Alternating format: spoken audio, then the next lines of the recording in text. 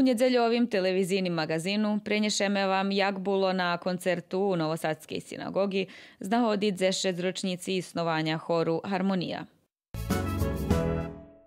Prinješeme vam i prilog zo stretnuca mladih u Kocurskim Karitasu o temi šljidi sučasno času mladi u borbi zo s psihičnima problemami. Narodzenje dzecka najradosnejša podija njeljem za rodičoh i širšu familiju, ali i za calu hristijansku zajednicu. Čas tej radosci to i krescenje novonarodzenoho ta vam prave stej nahodi ukažeme jakše pravi križma. Velji profesionalni sportisti še predlužuju zanimati za sportom i po zakončenju aktivnog perioda, ali im teraz sport postava rozvaha.